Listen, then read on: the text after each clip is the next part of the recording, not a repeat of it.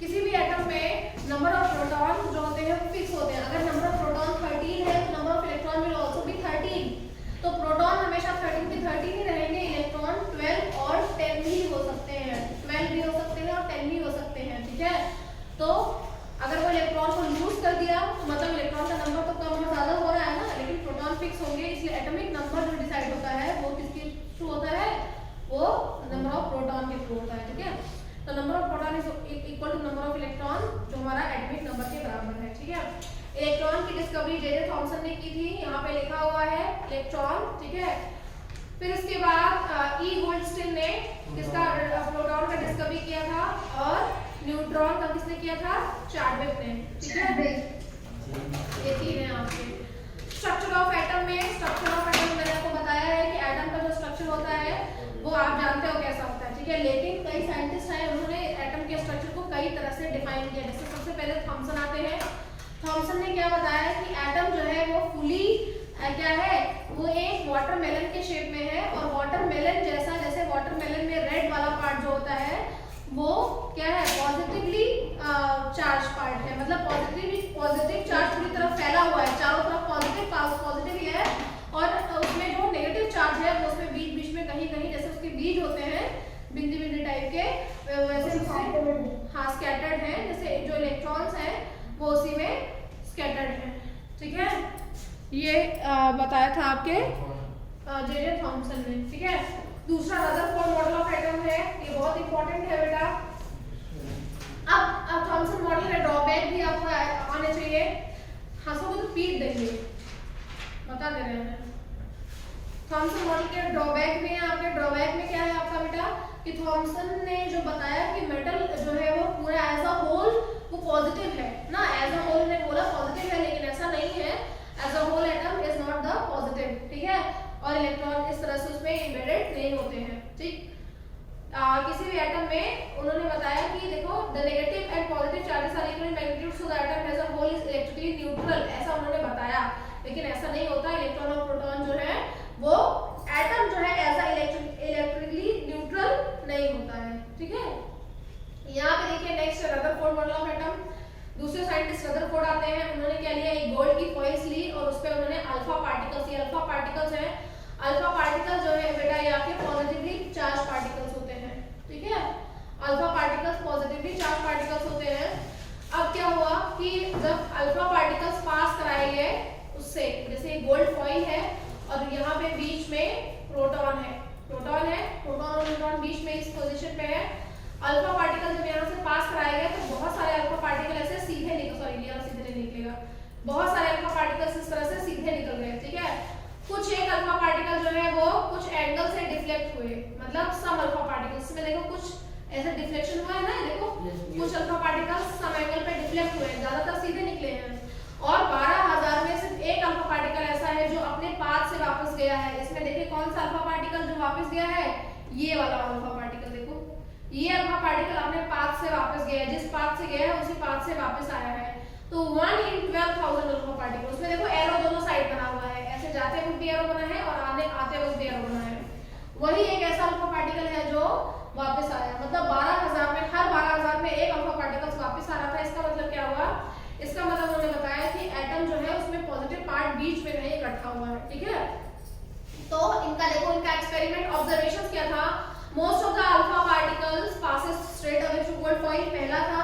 दूसरा क्या था, some of alpha particle deflected by the small angle, कुछ अल्फा पार्टिकल स्मॉल एंगल से डिफ्लेक्ट हो रहे थे, और surprisingly out of 12,000 particles appear to be rebound, 12,000 में एक पार्टिकल जो था वो अपने ही पाथ से रिबाउंड हो रहा था, ठीक है। ऑब्जर्वेशन ये इनका था। हाँ, ऑब्जर्वेशन के बाद यहाँ पे क्या लिखा हुआ है, रदरफोर्ड कंक्लूड द, अभी कंक्लूजन है, ये ऑब्जर्वेशन था, ये कंक्लूजन है, ठीक है, समझ में आया। तो पूछा ऐसे जाता है, write down the observation and conclusion. तो ऑब्जर्वेशन 3 आपको अलग लिखते हैं, कंक्लूजन आपको अलग लिखना है। कंक्लूजन में देखिए क्या है, most of the space inside the atom is empty because the alpha particle pass through the gold foil without getting deflected. ज्यादातर अल्फा पार्टिकल देखो सीधे सीधे चले गए, मतलब ज्यादातर जो पार्ट है वो एम्प्टी है, कुछ है ही नहीं।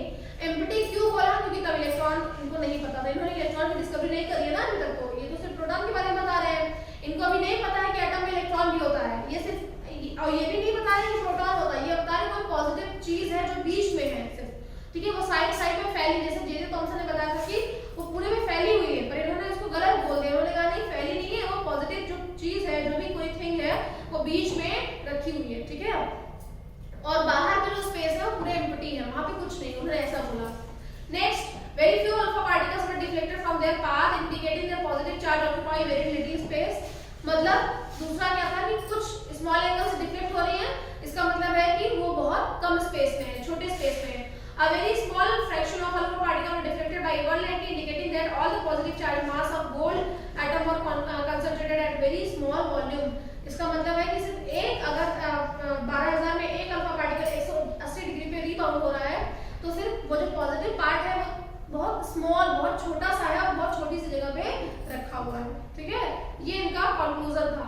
कंक्लूजन के बाद देखो यहाँ पे ये है फीचर्स, ठीक है, following features on the basis of his experiment Rutherford put forward the nuclear model of atom. अब इनका मॉडल ऑफ एटम ये है, ठीक है।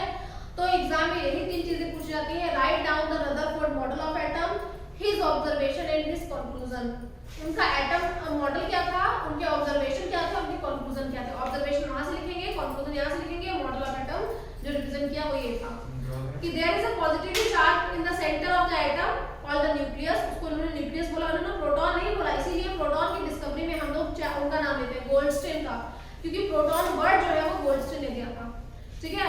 Nearly all the mass atom resides in the nucleus, the electron revolve around the nucleus in a circular path. अब इन्होंने बताया कि इलेक्ट्रॉन जो है वो उसके सर्कुलर पाथ बना हुआ है, उसमें वो रिवॉल्व कर रहा है। और तीसरा उन्होंने बताया the size of nucleus is very small as compared to size of atom.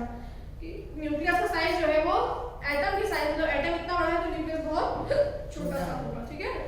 ये ड्रॉबैक देखो इनका, सबसे इंपॉर्टेंट ड्रॉबैक है जो एग्जाम में आता है। The revolution of electron in circular orbit is not expected to be stable. Any particle circular orbit would undergo acceleration. Due to acceleration, charged particle would radiate energy. Thus, revolving the electron will lose their energy and finally fall into the nucleus. If there were so, the atom should be highly unstable and hence the matter atom will not be existed. देखो इन्होंने क्या बताया कि electron जो है वो orbit में क्या कर रहे हैं, रिवॉल्व कर रहे हैं। उन्होंने ये बताया ना कि ऑर्बिट्स बने हुए हैं, उसमें इलेक्ट्रॉन रिवॉल्व कर रहे हैं, बट उन्होंने क्या कहा, उन्होंने ये नहीं बताया कि इलेक्ट्रॉन जो है वो कितनी एनर्जी रेडिएट कर रहे हैं, कौन से ऑर्बिट में कौन सा इलेक्ट्रॉन रिवॉल्व कर रहा। हो सकता है पहले ऑर्बिट में 8 रिवॉल्व कर जाए, दूसरे ऑर्बिट में सिर्फ 1 रिवॉल्व कर रहा हो, ऐसा भी तो हो सकता है ना। अब मतलब इन्होंने क्लियरिफाई नहीं करा है, इन्होंने ये तो बता दिया कि रिवॉल्व कर रहे हैं, पर ये नहीं बताया कि किस ऑर्बिट में कितने रिवॉल्व कर रहे हैं। होता क्या है, हर एक इलेक्ट्रॉन की अपनी खुद की एनर्जी है, ठीक है। अगर वो बिना एनर्जी के और इन्होंने ये भी नहीं बताया कि इलेक्ट्रॉन जो है वो एनर्जी के साथ रिवॉल्व कर रहे हैं। अगर वो अपनी एनर्जी के साथ रिवॉल्व नहीं करेंगे तो क्या होगा, न्यूक्लियस उनको अपनी तरफ खींचने की कोशिश करेगा कि नहीं, क्योंकि न्यूक्लियस पॉजिटिव है, इलेक्ट्रॉन्स नेगेटिव है, अट्रैक्शन होगा कि नहीं होगा, होगा ना। लेकिन इलेक्ट्रॉन्स के पास भी तो कुछ एनर्जी है, जैसे मान लो आयुष उसको खींचने की कोशिश कर रहा है, तो अगर वो रेजिस्ट करेगा तब वो वहां बैठा रह जाएगा, अगर वो रेजिस्ट नहीं कर पाएगा तो वो यहाँ चला आएगा। सेम केस यही है कि इलेक्ट्रॉन्स ऐसे चारों तरफ रिवॉल्व कर रहे हैं और प्रोटॉन के पास पावर है इलेक्ट्रॉन्स को खींचने की, इट मींस इलेक्ट्रॉन के पास भी तो पावर होगी प्रोटॉन्स को खींचने की, है ना। प्रोटॉन्स मतलब स्टेबल होने की, एटलीस्ट प्रोटॉन्स को नहीं खींच पाएगा लेकिन अपनी जगह पे स्थिर तो रह पाएगा। तो एनर्जी होनी चाहिए इलेक्ट्रॉन के पास कुछ, अगर वो एनर्जी नहीं होगी तो क्या होगा, ये इसके पास चला आएगा और इसका मतलब है कि इलेक्ट्रॉन सारे फॉल हो जाएंगे न्यूक्लियस में, न्यूक्लियस में गिर जाएंगे। और अगर इलेक्ट्रॉन न्यूक्लियस में गिर गए तो इसका मतलब क्या हुआ, एटम का कोई एग्जिस्टेंस ही नहीं है, तब तो एटम का कोई एग्जिस्टेंस पॉसिबल ही नहीं है तब, ठीक है। ये इनका सबसे बड़ा ड्रॉबैक था कि उन्होंने ये नहीं बताया कि जो इलेक्ट्रॉन्स हैं उसमें मतलब वो किस ऑर्बिट में रखे गए हैं, उनकी एनर्जीज कैसी हैं, और जब वो, क्योंकि जब इलेक्ट्रॉन एक्सेलरेट करेंगे अपनी एनर्जी से तो इट में भी पॉसिबल कि वो न्यूक्लियस में फॉल डाउन हो जाए और क्या हो जाए, उनका एटम का एग्जिस्टेंस ही खत्म हो जाए। ऑब्वियसली न्यूक्लियस में गिरेंगे तो एटम का एग्जिस्टेंस खत्म ही हो जाएगा, है ना। तो लेकिन गिरते तो है नहीं, क्योंकि they have their own energies, उनकी एनर्जी भी होती है, वो अपनी एनर्जी से स्टेबल बने रहते हैं। तो ये स्टेबिलिटी बेसिकली नहीं डिफाइन कर पाए इलेक्ट्रॉन्स की, ठीक है, ये इनका ड्रॉबैक था। फिर बोर्स मॉडल ऑफ एटम आया। बोर्स, अब जब बोर आए तो बोर ने स्पेसिफाई कर दिया इसको ऑर्बिट्स को, only certain special orbits are known as the discrete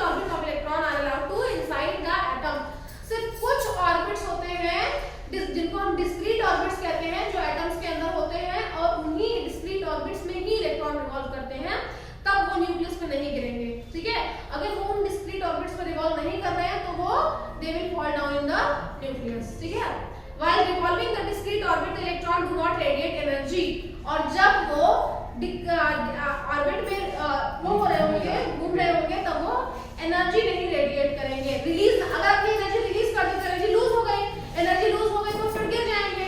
इसीलिए रिवॉल्व करते समय वो अपनी एनर्जी लूज नहीं करते हैं। जबकि उन्होंने क्या बताया कि they will lose energy. Rutherford ने बताया कि इलेक्ट्रॉन्स जब घूमेंगे, ऑब्वियसली अगर मैं यहाँ से वहां भाग रही हूँ, वहां से फिर यहाँ आ रही हूँ, फिर यहाँ से वहां जा रही हूँ, तो मेरी एनर्जी खत्म होगी कि नहीं? कब होगी? अगर मैं एक जगह स्थिर हूँ, स्टेबल हूँ, ठीक है, अपनी अपने अपने एनर्जी से नहीं भाग रही हूँ, मैं दूसरे की एनर्जी से भाग, मान लो झूले में बैठी तो मेरी एनर्जी नहीं खर्च हो रही है, वो मैकेनिकल एनर्जी खर्च हो रही है, तो वो प्रोटॉन और मतलब न्यूक्लियस की एनर्जी से रिवॉल्व कर रहा है, वो अपनी खुद की एनर्जी से, ऑर्बिटल की एनर्जी से रिवॉल्व कर रहा है। ऑर्बिट की भी कुछ एनर्जी होती है, ठीक है, तो वो ऑर्बिट की एनर्जी से रिवॉल्व कर रहा है। अगर वो अपनी एनर्जी लूज कर देगा तो फिर से वो न्यूक्लियस में गिर जाएगा। तो बोर्ड ने यही बताया कि उनका एक सर्टेन ऑर्बिट होता है जिसको डिस्क्रीट ऑर्बिट कहते हैं, उसी में इलेक्ट्रॉन रिवॉल्व करते हैं और रिवॉल्व करते समय वो अपनी एनर्जी नहीं लूज करते हैं, ठीक है। अब वो अपनी एनर्जी रेडिएट नहीं करते, मतलब अपनी एनर्जी लूज नहीं करते हैं, अपनी एनर्जी नहीं यूज करते हैं घूमते टाइम पे, वो ऑर्बिटल की एनर्जी यूज करते हैं। जो जिस ऑर्बिट में वो मूव कर रहे हैं वो ऑर्बिट उनको मूव करा रहे हैं। जैसे हम लोग झूले में बैठा तो झूला मूव करता है ना, हम लोग नहीं मूव करते, सेम वही वे है, वो बैठ जा रहे हैं, अपनी एनर्जी को छोड़ के वो ऑर्बिट उनको मूव करा रहा है, ठीक है, तब वो न्यूक्लियस में नहीं गिरेंगे, तब वो अपनी एनर्जी से खुद को रोके रहेंगे। समझ में? जैसे हम लोग स्काई व्हील पे घूमते हैं ना, स्काई व्हील पे हम लोग पकड़े रहते हैं, मतलब अपनी एनर्जी लगा के हम झूले से नीचे नहीं गिर रहे हैं, लेकिन झूला घूम रहा है इसलिए हम घूम रहे हैं। वही सेम केस यहाँ भी है, ठीक है। फिर चैडविक ने न्यूट्रॉन की डिस्कवरी करी, ठीक है, और it was eventually named as a neutron, जिसका मास जो है वो प्रोटॉन के बराबर ही होता है, nearly. Basically neutrons are present in the nucleus of atom except hydrogen. In general neutron is represented by n, the mass of atom is therefore given by the sum of masses of proton and neutron present in the atom. तभी मैंने आपको बताया ना कि किसी के देखो atomic mass और एटॉमिक नंबर में जस्ट उसका डबल रहता है ना, एटॉमिक मास बस किसी किसी में छोड़ के +1 या +2 ज्यादा हो जाता है, तो एटॉमिक मास जो होता है वो एटॉमिक नंबर का डबल होता है। 17 एटॉमिक नंबर है तो 34 एटॉमिक मास होगा, 35 हो जाता है ना, तो उसमें न्यूट्रॉन और प्रोटॉन को ऐड करके, क्योंकि 17 तुम्हारे प्रोटॉन भी है और 17 तुम्हारे न्यूट्रॉन भी है, 17 17 34 तो 18 न्यूट्रॉन हो जाते हैं। Proton is always equal to neutron which is somewhat, मतलब in some cases it is also equal to neutron। Proton electron के बराबर होता है और न्यूट्रॉन जो है वो प्रोटॉन के इक्वल होता है, कुछ केसेस में, कुछ में एक ज्यादा हो जाता है। तो किसी भी न्यूक्लियस का जो एटॉमिक मास होता है वो न्यूक्लियस से डिसाइड होता है, और न्यूक्लियस कैसे बनता है हमारा? प्रोटॉन प्लस न्यूट्रॉन से। तो जैसे मान लो आपका एक केस कार्बन ले लेते हैं, कार्बन का एटॉमिक नंबर 6 होता है, मतलब नंबर ऑफ इलेक्ट्रॉन 6 है, तो मतलब नंबर ऑफ प्रोटॉन भी 6 होंगे और नंबर ऑफ न्यूट्रॉन भी 6 होंगे, तो मतलब पूरे एटम का मास कितना हो जाएगा? 12 हो जाएगा उनका, ठीक है। इस तरह से हम इसको डिसाइड करते हैं। फिर इन्होंने सर्टेन ऑर्बिट्स बताया, ऑर्बिट्स को उन्होंने KLMN बताया, जैसे मैंने बताया था कि बीच में न्यूक्लियस है, सबसे पहला जो है वो K है, K की मैक्सिमम कैपेसिटी अब देखो 2। अब इन्होंने बताया K = 1, L = 2 एंड N की वैल्यू यहाँ पे लिखी है, L M = 3 और N = 4, ठीक है। अब फार्मूला क्या है? n²। आपका जो फार्मूला क्या है? n² से हम निकाल सकते हैं। हाँ, n² से हम निकाल सकते हैं। देखो पहले में क्या है k की देखो 2n², फार्मूला क्या है हमारा? 2n²। तो पहले में क्या है? 2 × 1 का स्क्वायर, तो क्या हो जाएगा? 2। तो पहले की कैपेसिटी 2 है, ठीक है। दूसरे में देखो 2 × 2 का स्क्वायर, तो 2 × 4, तो कितना हो जाएगा? 8। 18 का है, तो दूसरे में 8 हो जाएगा, होगा कि नहीं? तीसरे में देखो 3 × n का स्क्वायर, सॉरी 2 × n का स्क्वायर, तो 2 × n कितना है? 3 का स्क्वायर कितना? तो 9, तो 2 × 9 दैट इज 18। तो तीसरे शेल में हमारा कितना आ जाएगा बेटा? 18। और चौथे में देखो 2 × 4 का स्क्वायर, तो 16 होगा। ये 16 यहाँ पर कितना होता है? 32। तो यहाँ पे आपका आ जाएगा n सेल में 32 हो जाएंगे, ठीक है। यही मैंने बताया था ना आपको, 2 8 18 32, ये मैंने आपको बता दिया, ठीक है। इलेक्ट्रॉन किस तरह से डिस्ट्रीब्यूट होंगे, ये 2n² वाला मैंने आपको बता दिया रूल, ठीक है। हम ये इलेक्ट्रॉनिक कॉन्फ़िगरेशन में यूज होता है। वैलेंसी, हाँ वैलेंसी मैं आपको बता चुकी हूँ कैसे निकलेगी, लास्ट क्लास में वैलेंसी आपको आती है। ये इलेक्ट्रॉन्स का रिप्रेजेंटेशन है, ठीक है। जैसे सोडियम है तो देखो जैसे यहाँ पे लिखा हुआ सोडियम का, ये देखो सोडियम में ये बीच में न्यूक्लियस है बेटा,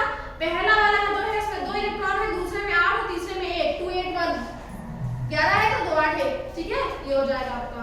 ये मैं आपको बता चुकी हूँ, टेबल पूरा का पूरा ये आपको आना चाहिए पूरा, ठीक है। अब आपको जो पढ़ाना है वो ये पढ़ाना है। एटॉमिक नंबर देखो क्या होता है, atomic number is the number of proton present in the atom. कितने प्रोटॉन एटम में प्रेजेंट है वो उसका एटॉमिक नंबर होता है, ठीक है। तो atomic number is the number of proton present in atom. समझ में आया ना, कितने नंबर ऑफ प्रोटॉन है, जैसे क्लोरीन इज इक्वल टू 17, तो number of proton is equal to 17 means atomic number. Atomic number को हम Z से रिप्रेजेंट करते हैं हमेशा। कहीं भी आप Z वर्ड देखोगे पीरियोडिक टेबल में तो Z is equal to atomic number. Mass number क्या होता है, एटॉमिक मास होता है उसका, it is number of electron plus number of neutron. जो एटॉमिक नंबर का जस्ट डबल होता है न्यूट्रॉन, जो एटॉमिक नंबर का जस्ट डबल होता है, लेकिन कुछ केसेस में क्या होता है +1 ज्यादा हो जाता है, ठीक है। इसके बाद मैं बता चुकी, इसके बाद आइसोटोप पढ़ाना है। आइसोटोप देखो क्या होता है, atom which are having the same atomic number but different atomic mass, ठीक है। जैसे मान लो कोई एटम है, जैसे ये आपका कार्बन एटम है, कार्बन एटम में आप 3 कार्बन ले लीजिए और तीनों का एटॉमिक नंबर क्या होगा, सॉरी एटॉमिक नंबर 6 है तीनों का, हर एक केस में 6 लिखिए, यहाँ लिखती हूँ मैं। कार्बन एटॉमिक नंबर 6, इसमें भी एटॉमिक नंबर 6, इसमें भी atomic number 6। Carbon is having atomic number 6, इसमें एटॉमिक मास इसका 12 हो जाएगा, इसमें 13 हो जाएगा, सॉरी इसमें 13 और इसमें 14। तो इस तरह से बेटा ऊपर लिखा जाता है, जैसे C 12 और 6, तो 12 रिप्रेजेंट करता है एटॉमिक मास को, ये एटॉमिक नंबर को। तीनों में डिफरेंशिएशन किसकी वजह से हुआ, प्रोटॉन की वजह से हुआ, ठीक है। इसमें एक प्रोटॉन ज्यादा है, इसमें एक और ज्यादा है, इसमें 2 ज्यादा है, ठीक है। तो नंबर ऑफ प्रोटॉन की वजह से उसमें एटॉमिक मास में डिफरेंशिएशन आ गया। तो ऐसे एटम्स जिसका एटॉमिक नंबर तो सेम हो पर एटॉमिक मास अलग हो, उनको आइसोटोप्स कहते हैं। ये तीनों एक दूसरे के आइसोटोप हैं। जैसे हाइड्रोजन का आइसोटोप देखो, H11 H12 H13, ठीक है। ये हाइड्रोजन है, ठीक है, हाइड्रोनियम आयन है, ये ड्यूटेरियम आयन है और ये ट्रिटियम आयन है। हाइड्रोजन के 3 आयन होते हैं, ठीक है, 1 2 3। इसमें इसका 1 ही है न्यूट्रॉन, इसमें एक न्यूट्रॉन है, एक प्रोटॉन है, इसमें 2 न्यूट्रॉन 1 प्रोटॉन, ठीक है। ये तीनों एक दूसरे के आइसोटोप हैं। आइसोटोप मतलब having same atomic number but different atomic मास। और दूसरा आइसोबार है, दूसरा वर्ड क्या है बेटा, आइसोबार। आइसोबार में क्या होता है मैं यहाँ बता दूं, सेम एटॉमिक मास और डिफरेंट एटॉमिक नंबर। देखो जैसे कैल्शियम और पोटेशियम, पोटेशियम 19 है और कैल्शियम 20 है, ये इसका एटॉमिक नंबर है ना। और लेकिन इसका भी 40 होता है और इसका भी 40 होता है एटॉमिक मास, ठीक है, दोनों का 40 है। अब पोटेशियम का एटॉमिक मास 39 भी होता है बेटा, पोटेशियम का एटॉमिक मास 39 भी है। तो ये एक दूसरे के क्या है, आइसोटोप है, और ये एक दूसरे के आइसोबार हो गए। आइसोबार मतलब एटॉमिक नंबर अलग है पर एटॉमिक मास सेम है, ठीक है। एटॉमिक मास सेम हुआ, एटॉमिक नंबर डिफरेंट हुआ तो आइसोबार हो गए। आइसोटोप और आइसोबार यही होता है आपका। यानी कि पोटेशियम के एक आइसोटोप जो वो कैल्शियम का आइसोबार है। पोटेशियम का एक आइसोटोप पोटेशियम का दूसरा आइसोबार है। ये कहाँ हो सकता है, एक दूसरे के सिर्फ आइसोटोप हो सकते हैं। दो एटॉमिक मास होगा, एक 49 और एक 40। हाँ, तो एटॉमिक मास 2 है तो आइसोटोप हो गए दोनों एक दूसरे के, पर दोनों एक दूसरे के आइसोबार नहीं हो सकते ना। पोटेशियम कैल्शियम का आइसोबार होगा। हाँ वही तो कैल्शियम का होगा। हाँ वही, पोटेशियम जो है वो कैल्शियम का आइसोबार होगा, ना कि उसका, ठीक है। ये हो गया आपका, ठीक है, चैप्टर ओवर हो गया आपका। बाकी सारी चीज जो इंपॉर्टेंट था वो मैंने चैप्टर ठीक है। सब एटॉमिक पोटेशियम में 39 पोटेशियम में क्या 39, हाँ एक केस में 40 भी होता है, ठीक है, 39 और 40 भी होता है। तो जब 40 हो जाएगा तो वो किसके बराबर हो जाएगा, कैल्शियम के बराबर हो जाएगा।